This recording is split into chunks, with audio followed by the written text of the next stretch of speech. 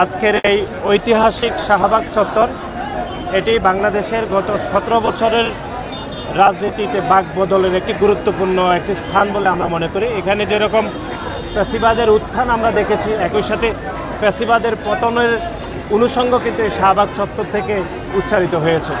সুতরাং আজকের এই ঐতিহাসিক শাহবাগ চত্বরে বাংলাদেশ জাতীয়তাবাদী ছাত্র দলের ঐতিহাসিক ছাত্র সমাবেশ অনুষ্ঠিত হবে। আমরা আশা করছি যে এখানে কয়েক লক্ষাধিক নেতাকর্মী এবং বাংলাদেশের সাধারণ শিক্ষার্থীরা আমাদের এই আজকের এই ঐতিহাসিক ছাত্র সমাবেশে যোগদান করবেন। আমাদের দলের ভারপ্রাপ্ত চেয়ারম্যান, আমাদের ছাত্র দলের সাংগঠনিক অভিভাবক জনাব তারেক রহমান আজকের এই ছাত্র সমাবেশে প্রধান অতিথি হিসেবে বক্তব্য রাখবেন।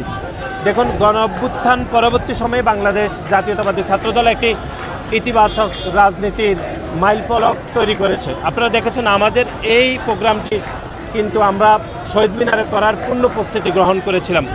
অতীতে আপনারা দেখেছেন যে গত 17 বছর বিএনপি যদি কোনো জায়গাতে কোনো প্রোগ্রাম থ্রো করতো, আমরা দেখতাম সেখানে আওয়ামী লীগের এক ধরনের প্যাসিবাদ কায়েম করতো, সেখানে তারাও উল্টো প্রোগ্রাম করে সেই প্রোগ্রামকে কীভাবে বিনষ্ট করা যায় সেরকম পরিস্থিতি আমরা দেখতাম।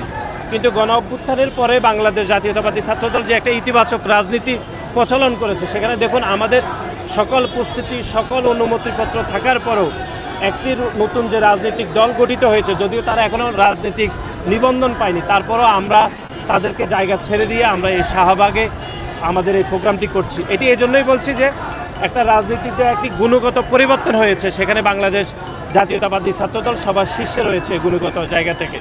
আর আপনি যেটি বলেছেন সেটি হচ্ছে, দেখুন 5ই আগস্ট পরবর্তী সময়ে বাংলাদেশ জাতীয়তাবাদী ছাত্রদল সবসময় বিশ্বাস করে যে আমরা যে প্যাসিবাদের বিপক্ষে শক্ত অবস্থান গ্রহণ করেছি, সেই প্যাসিবাদের বিপক্ষে আন্দোলনে আমরা সকলের সাথে কাঁধে কাঁধ মিলিয়ে আমরা আন্দোলন সংগ্রাম করেছি।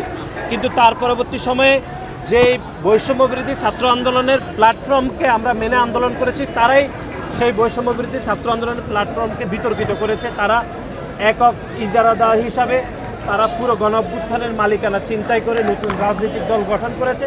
সুতরাং তারাই বলতে পারবে যে কেন এটি বিভাজিত রাজনীতি চলছে। কিন্তু আমাদের জায়গা থেকে আমরা কোনো বিভাজিত রাজনীতি করছি না, বরং ঐক্যবদ্ধ এবং একটা ইতিবাচক রাজনীতির জন্য আমাদের সদা সকল প্রস্তুতি রয়েছে।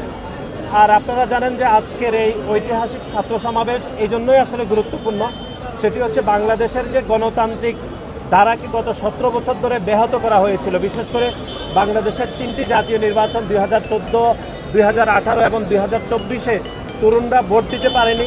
তরুণরা তাদের নিজের জীবনের বিনিময়ে খুনি হাসিনাকে বিতাড়িত করেছে। সেই তরুণদের এক ধরনের ঐক্যবদ্ধ এবং তরুণদের অংশগ্রহণের মাধ্যমে আজকের এই সমাবেশকে আমরা সফল করব, যেখানে বাংলাদেশের ছাত্র সমাজের একটি বৃহৎ অংশ এই সমাবেশে যোগদান করবে বলে আমরা মনে করি। এবং আমরা এটিও আশা প্রকাশ করছি যে এই শাহবাগ চত্বরে অতীতে যত রাজনৈতিক সমাবেশ হয়েছে, যত ছাত্র সমাবেশ হয়েছে, সব থেকে বড় ছাত্র সমাবেশ আজকে ইনশাআল্লাহ এই শাহবাগ চত্বরে বাংলাদেশ জাতীয়তাবাদী ছাত্রদল উপহার দিবে। সেজন্য আপনাদের সকলের আমরা সহযোগিতা কামনা করছি। অতীতেও আমরা সহযোগিতা পেয়েছি এবং আজকেও আমরা আপনাদের সহযোগিতা কামনা করছি। একটা বিষয় জানতে চাইবো যে এতদিন আপনারা নয়াপল্টন করলেন, তো আজকে নয়াপল্টন না করে শাহবাগে কেন? দেখুন, আমাদের তো এই প্রোগ্রামটি ছিল শুরুতে শহীদ মিনারে। সেটির একটি কারণ ছিল যে আপনারা জানেন যে শহীদ মিনারে গত বছর এক দফা দেওয়া হয়েছিল সকল রাজনৈতিক দল, সকল ছাত্র সংগঠনের সমষ্টিগত সিদ্ধান্তের ফলে। তারপর আমরা সেই জায়গা থেকে শিফট করে আমরা এখানে শাহবাগে আমরা স্থানান্তর করেছি। যদিও এটি খুবই আজকে ব্যস্ত একটি দিন, সপ্তাহের প্রথম দিন, আমরা জানি যে নগরবাসীর ভোগান্তি হবে, তারপরেও কিন্তু আমরা কোনো সংঘর্ষ চাই নাই, কোনো বিভাজিত রাজনীতি চাই না। আমরা তারপরে এখানে আমরা শিফট করেছি। তারপরে আমরা মনে করি নগরবাসীর এক ধরনের ভোগান্তি হবে, সেজন্য আমরা নগরবাসীর প্রতি আমরা দুঃখ প্রকাশ করছি, আমরা ক্ষমা প্রার্থনা করছি। আমরা মনে করছি খুব দ্রুত সময়ের মধ্যে আমরা আমাদের প্রোগ্রামটি শেষ করব।